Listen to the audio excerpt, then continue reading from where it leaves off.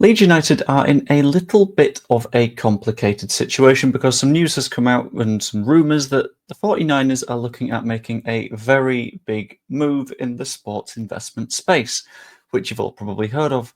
But what does their apparent interest in buying Rangers or buying shares in Rangers or doing a takeover of Rangers actually mean for Leeds United? Now, it's important to note that the way that I'm going to be sort of approaching this video is a little bit different to how you might be reading online, and I will be specifically discussing the facts as they are. No undue speculation, basically just covering the reality of the situation and an attempted accurate forecast what that actually means for Leeds United, rather than just sort of throwing ideas out there about worst possible situations and all that kind of stuff. So, going to start off by covering a lot of what people have been doing with the latter bit, and I'm going to talk about what exactly the headlines are saying right now. So I got a fun selection of these, and then I'm going to cover a couple that actually talk about what is likely to be happening here, including Rangers in advanced talks with Leeds chairman over stunning San Francisco 49ers takeover. Sort of accurate, fair enough to you guys. Leeds chairman in key role behind San Francisco 49ers advanced takeover talks with Rangers. This is one of those where it's pushing it a little bit further by mentioning the key role, which is something that I will get into in a few minutes' time. Leeds chief to bankroll revolutionary transfer of power at Rangers. Report. Okay, revolutionary transfer of power feels a little bit extreme for what is actually happening here, but at least it can't get more extreme. Exclusive. Meet the 49ers chief backing the Rangers takeover, Paraag Marathe, the right-hand man of a billionaire. Yeah, so websites online that are looking at finding ways of expressing the news are increasingly finding big ways of phrasing it in the most bombastic manner possible. So I'm going to take a little bit of a dive through what the actual news looks like, and the most sane headlines include this one from Sky Sports News, which is 49ers and Leeds official Marathe among US investors in Rangers talks, and the YEP's Leeds United chairman named in US consortium reportedly discussing Rangers takeover as Scottish club open for business. Those approaches are the most accurate ones. We have to be completely fair about this because discussing what is actually happening is what is important here, and that is what the YEP have sought to do here. Sought to do. That's the words. So, in essence, the facts of the matter are that there is a large conglomerate of American investors that are currently in talks with Rangers for a takeover. I'm going to do a quick skim read of the YEP's thing on this just because they're going to have it more accurately than my notes do, because, they do this far more professionally than me. Marathe is reportedly part of a United States consortium in talks with shareholders over a possible takeover of Scottish Premiership side Rangers. Was named by the Daily Record as part of a consortium interested in purchasing a controlling stake, which I'll get into that in a few more bits of detail later on as to why that's a very confusing term here, in Rangers. Of course, no one from Rangers or the 49ers or Leeds United have commented on this yet, despite both Sky Sports News and the YEP asking the question. It's a pretty big question that needs to be asked. Reports in Scotland claim that things are at an advanced stage, but an agreement hasn't been reached. Advanced stage is a very sort of open terminology, as is the term being a part of a consortium. It's been suggested that they plan to become the single biggest shareholder before a full shake-up in the boardroom, so that would imply someone from the consortium being on the board, and several high-profile Rangers stakeholders just letting go entirely of their stakes in Rangers.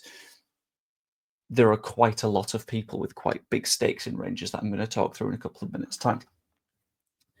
And it's a perfect time for them to consider it, all things considered, because Rangers are not in a very good spot right now. They're being consistently beaten out by Celtic in terms of the league, so their value is at a lull. And let's be honest here, that's when you buy clubs. That's why I think the 49ers bought Leeds when they did, because we were back in the Championship. That's why buying Rangers right now makes sense, because they've not won the league over Celtic in a good while. So hopefully they can get them to do that little bit of an uptick and increase their value. It's quite a clever thing to do from their point of view. if the 49ers are looking at doing a big buy-in. Because looking at Rangers' current situation, they made a £17 million loss last year, but I'm specifically looking at the financial side of the situation. And when it comes to the stakeholder stuff and they're trying to get a controlling share stuff, that's where things are tough. Because at least when they bought Leeds United from Andrea Radrizzani owned 100% of the club, so they bought a chunk, they bought a bigger chunk, and then they bought the controlling interest. Not the case when it comes to Rangers. So you've got New Oasis Asset Limited that own 14% of the club, are the biggest stakeholder.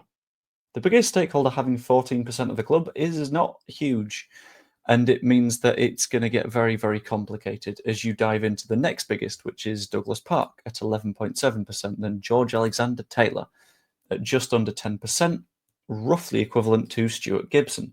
Those are the top 4 stakeholders, and between them, I'm going to do a very quick little bit of maths in my head.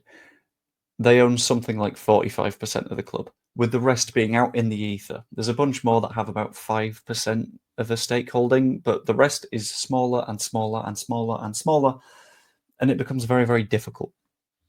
And there are so many small stakeholders that the technical side of a takeover becomes very tough, which means that I think a complete takeover isn't looking particularly likely. But a lot of people will have the surrounding question of what if? What if they do go in for it and this conglomerate is intrinsically linked in with Paraag Marathe? Well, the first little bit of that I'm going to address is he's part of a larger conglomerate. If there is a buyout to be done of any kind and we need to heavily lean into the if, we don't know the role of Marathe, we don't know the role of the 49ers. Using the exact same logic, you could write the same articles about, well, you could have written the same articles about Larry Nance a year and a half ago, saying Nance, significant part of conglomerate looking to buy out Leeds United.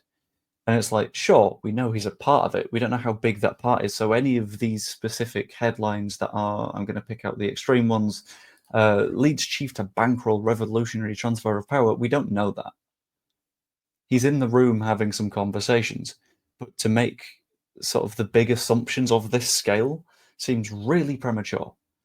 And that's the job of the journalists to work out, and it's the job of us to listen to what they have actually discovered rather than exacerbate and say, well, this is a big problem for Leeds, or I'm a Celtic fan, so I hate the 49ers now. Let's be a little bit more calm and look at what is actually happening. But there is still the question of what if they do actually buy in. If they buy in and it's a minority stake, this is not going to affect Leeds United in the slightest. Yes, they will help Rangers financially.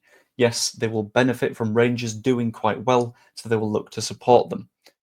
But at the same time, multi-club models exist all over the place, especially when it comes to minority stakes.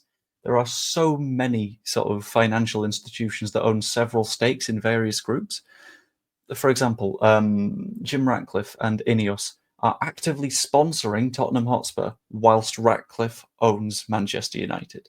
There's all sorts of weird financial entanglements that happen across the world of football that a minority stake would not affect Leeds at all.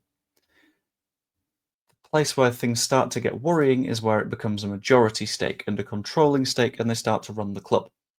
But to sort of satiate the concerns that I can feel bubbling up, a lot of people will look at Rangers and the fact that they're in UEFA competition and see that and go, does this mean we would be allowed in UEFA competition? Probably, yeah. Because, look at RB Leipzig, look at RB Salzburg, look at Manchester United, and who else do Ineos own? Is it Marseille? I don't know. But Jim Ratcliffe owns multiple clubs and is allowed to compete in multiple European competitions. So if it's a majority stake, there are many ways around the red tape. And I'll be honest, it's not going to be a concern for us next season or the season after anyway. This is an issue that when we get there, we get there. But us being in UEFA competitions right now is not the biggest of concerns. I think the biggest of concerns is, does it mean that Leeds will continue to get investment? And when you look at it, absolutely. Because when it comes to which is the more financially viable of the options, Premier League money vastly outstrips Champions League money.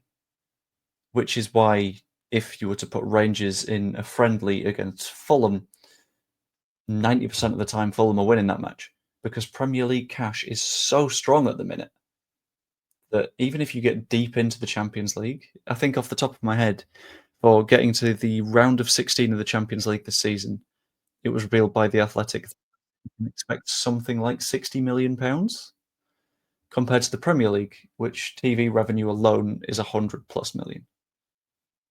From an investor's standpoint, continuing to invest in the Premier League club and make sure that they thrive is something that makes sense compared to Scottish Premiership side that are almost guaranteed European football every single year. Yeah, you invest a bit more just to make sure they can win some titles, but by comparison, Leeds would be the priority, even if it was a straight buyout with the 49ers going in and doing the entire thing themselves, which I don't think they're going to do. Regardless, I think Leeds go unaffected here because from a purely rational financial standpoint, that's what benefits the 49ers the most. People will look at this and say, why are they putting their attention elsewhere? Because you can do that because you're an investment fund and you'd be a pretty crap investment fund if all of your investments went into one place. It's not how investment funds work. 49ers enterprises will have money all over the place, and the fact that that's going into a different footballing enterprise does not mean that the enterprise at Leeds United is done or finished or in jeopardy. It just means that they're diversifying, and that is completely fine. So in terms of what this means for Leeds United, honestly, I don't know going forwards. But I know that this isn't going to be some fundamental risk that puts Leeds United's future with the 49ers in danger. It's not the sign of an exit strategy. It's not a sign of divesting from the club. It could maybe be a sign of more sort of intermingling of players between Leeds and Rangers because I suppose that sort of simplifies things a little bit. But even that's not super likely because Rangers will want their players that would be able to play for us, and any players that we loan to Rangers might be of a Premier League standard, so it's all a little bit confusing in that manner. But it's hard to say, but I don't think it's going to be an especially negative thing for us. But as always, that's just what I think. I've built those conclusions based on the actual facts rather than the headlines. And now you've heard the facts rather than the headlines. Let me know what you think in the comments down below.